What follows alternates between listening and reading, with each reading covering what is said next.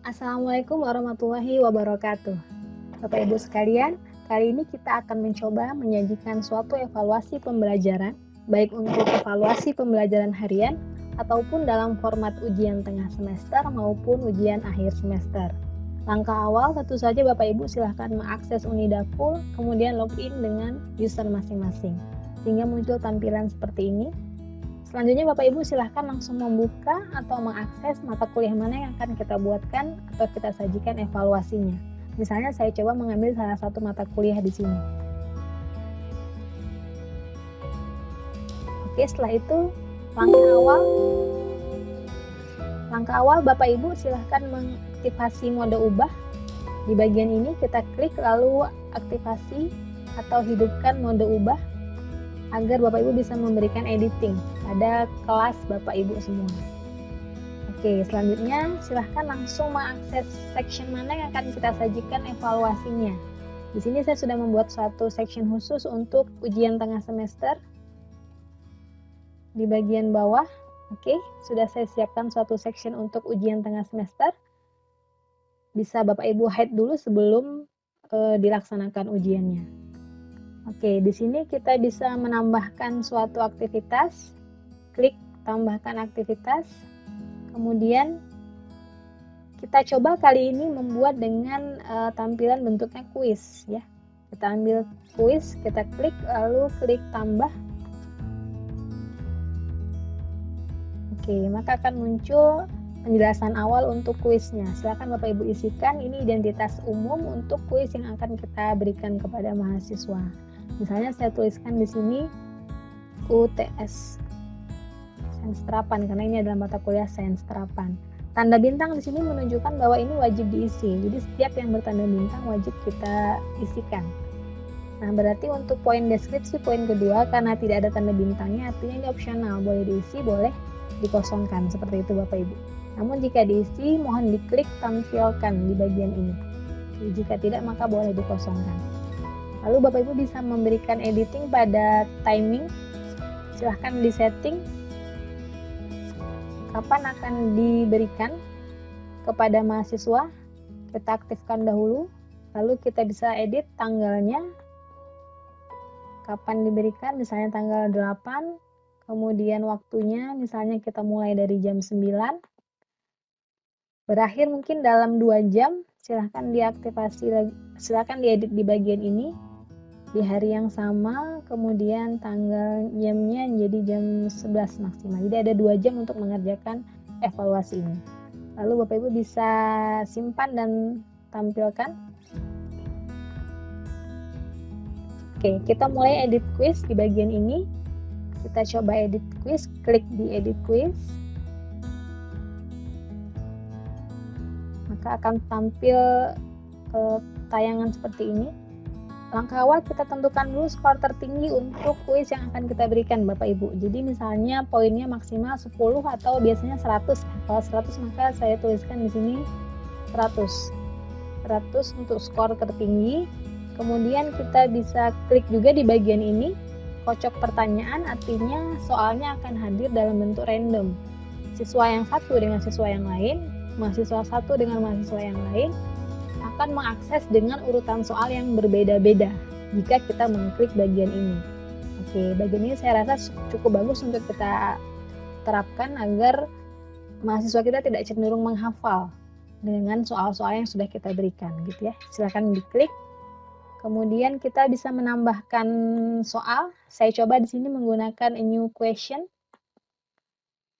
Kali ini kita akan mencoba soal dengan tipe numerical. Oke, silakan Bapak Ibu klik numerical.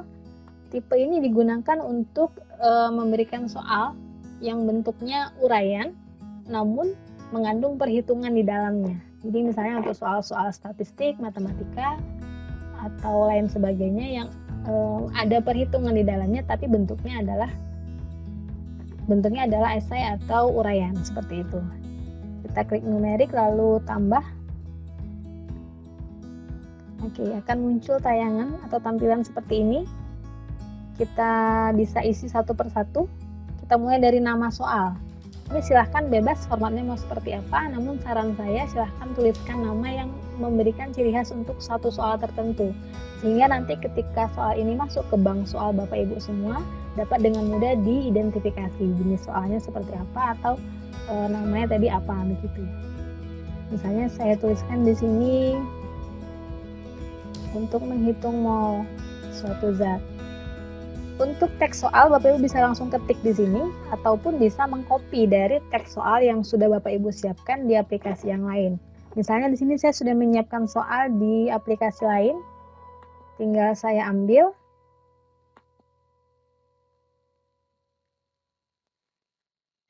Dan saya copy. Misalnya untuk soal nomor 1, saya kopikan dan tinggal dipaste ke sini ke bagian teks soal.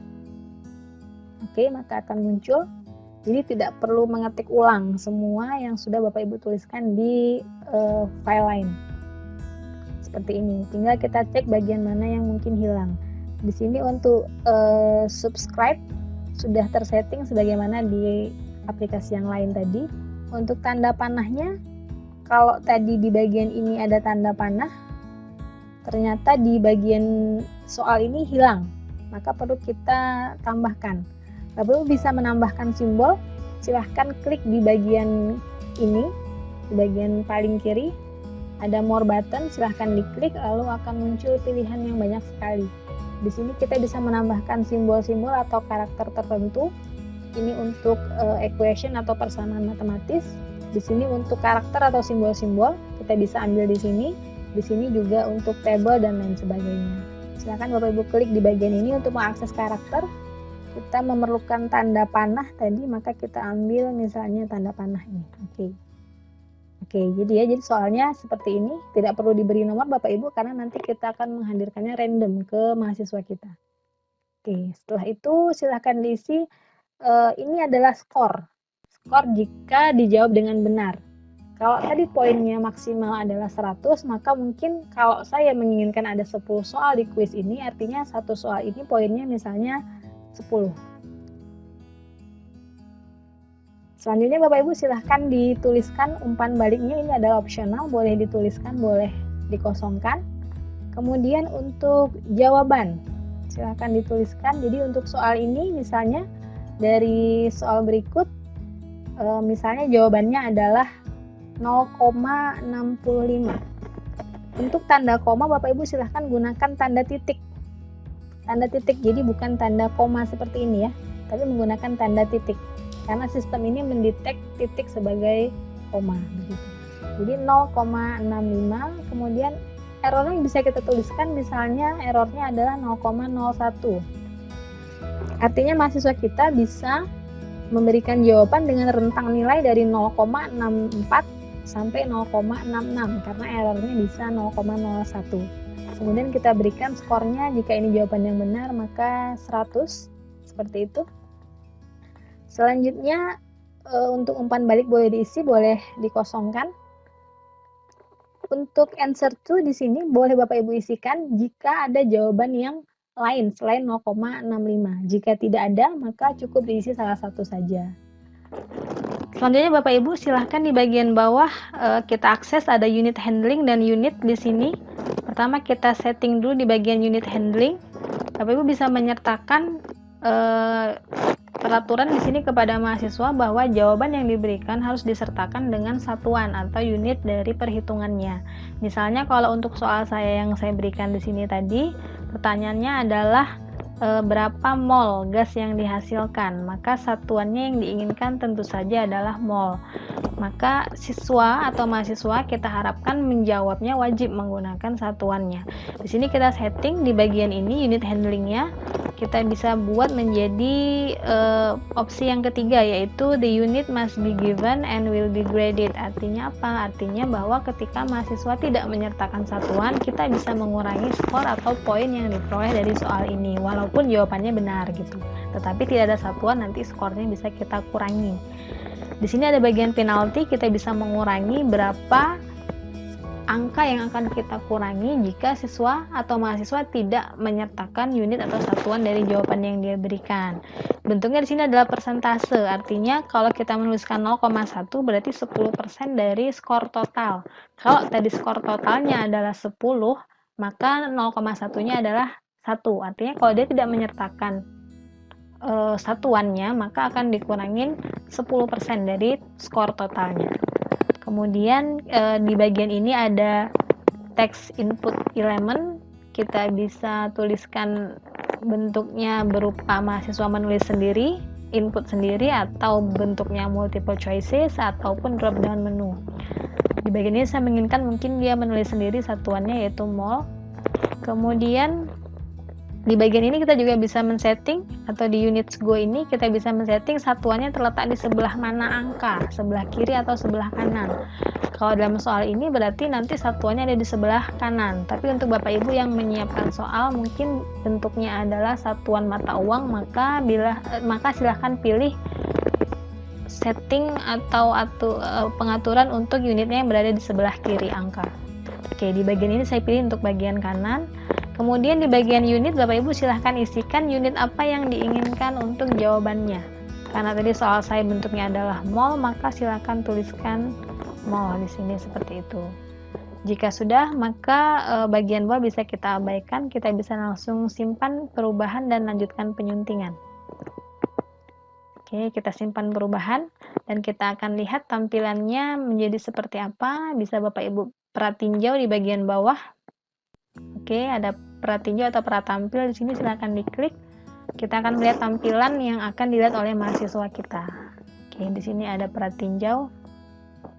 Nah, ini adalah soal yang kita buat tadi. Kemudian ada kolom untuk menuliskan jawaban. Kita coba misalnya memberikan jawabannya tadi harusnya 0,65, kita tuliskan 0,64. Oke, seperti ini. Kemudian ketika mahasiswa tidak menuliskan mol, kita coba kirim dan selesai, maka dia akan memberikan feedback bahwa jawabannya benar tetapi tidak menuliskan unitnya atau satuannya, sehingga skornya berkurang. Harusnya totalnya 10 menjadi hanya mendapat 9 skor saja, seperti itu. Baik, itu misalnya untuk soal dengan tipe numerik. Jika sudah oke, maka kita bisa simpan perubahan.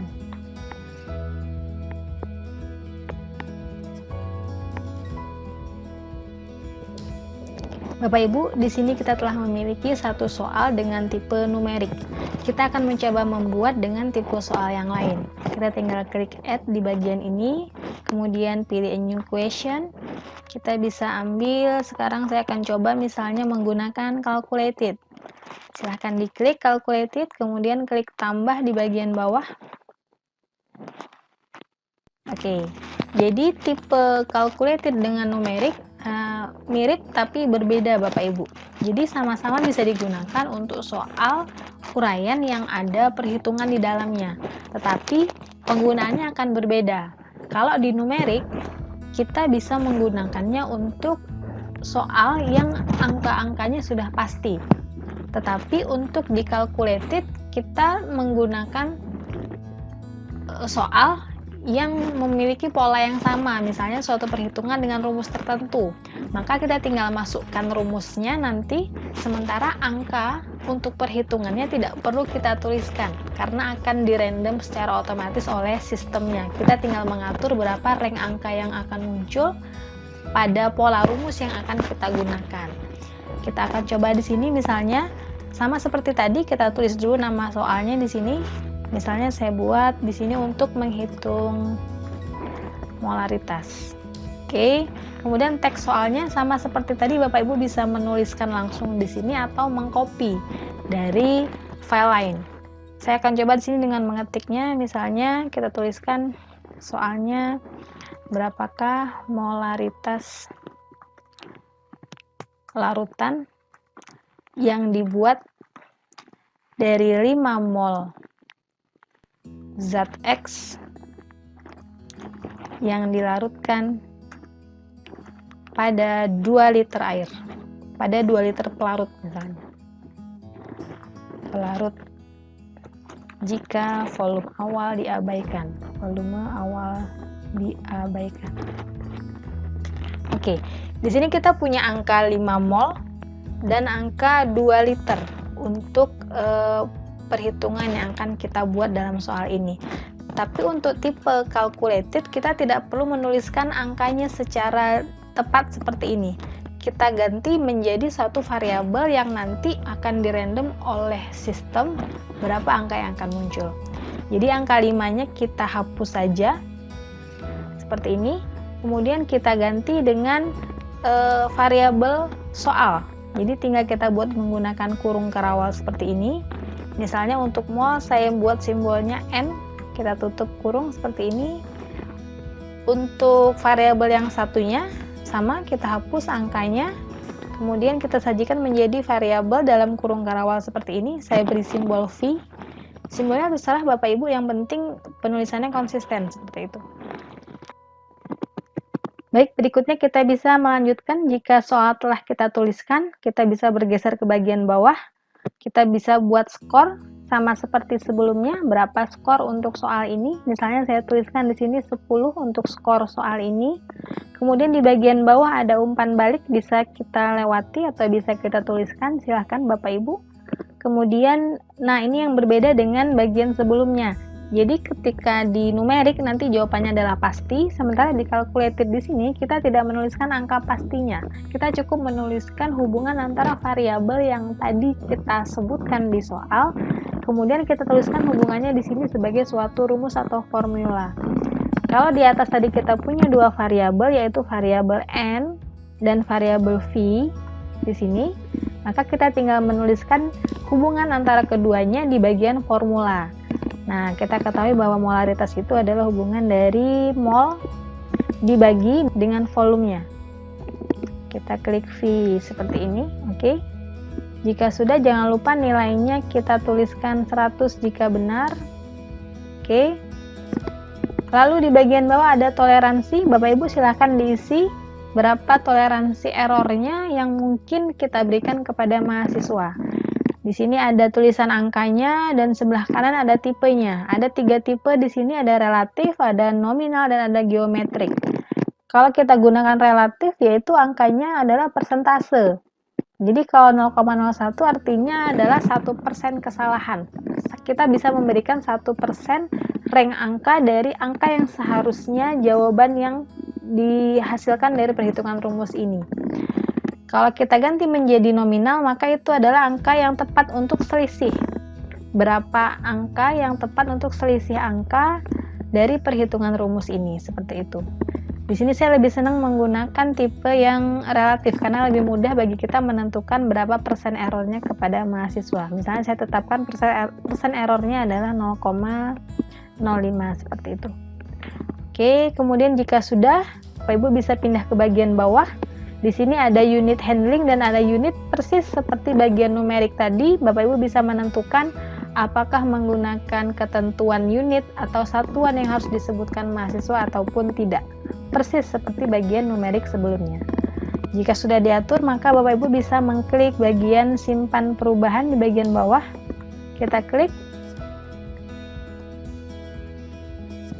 Nah, ini perbedaan antara soal calculated dan numerik.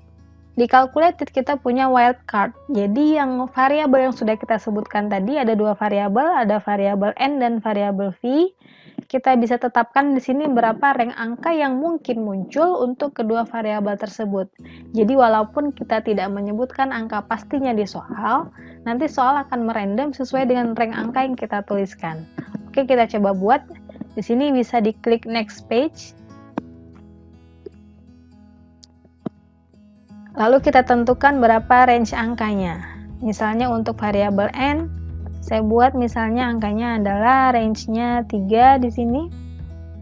3 dengan range angka 1 sampai 10. Kemudian begitu juga dengan variabel V-nya, mungkin saya buat dari 2 atau 1 mungkin ya. 1 range angkanya dari 1 hingga 10, artinya maksimal angkanya bisa 1 atau sampai ke 10 seperti itu. Oke, selanjutnya Bapak Ibu harus menambahkan 1 set angka lagi. Jadi minimal ada 2 set angka. Kita klik tambah di sini. kita setting seperti tadi persis, hanya saja ini untuk angka dengan seri yang lain. Kita buatkan misalnya di sini 5. Untuk yang bawah kita tulis misalnya, kalau tadi 1 sekarang saya buat 2. Range angkanya masih sama, minimum 1 dan maksimumnya ada 10. Jika sudah, kita bisa klik simpan perubahan atau mau di pratampil dulu, silahkan kita klik pratampil. Nah, jadi ini yang akan muncul nanti di halaman mahasiswa. Yang akan dilihat oleh mahasiswa ada soal. Kemudian kalau tadi kita tidak menuliskan angka sama sekali, di soal ini sudah muncul secara random dari range angka yang tadi kita tuliskan gitu ya. Jadi angka 8,5 dan 2,4 ini ditentukan dari sistem, sehingga setiap mahasiswa yang nanti menemukan soal ini akan mendapati angka yang pasti berbeda dengan yang lainnya, sehingga memudahkan kita memastikan bahwa mereka tidak melakukan cheating atau menyontek dengan teman yang lainnya. Sementara jawabannya pasti sudah akan ditentukan oleh sistem, jadi tidak perlu kita hitung satu persatu kembali gitu. Misalnya mahasiswa menjawabnya adalah 4 seperti itu.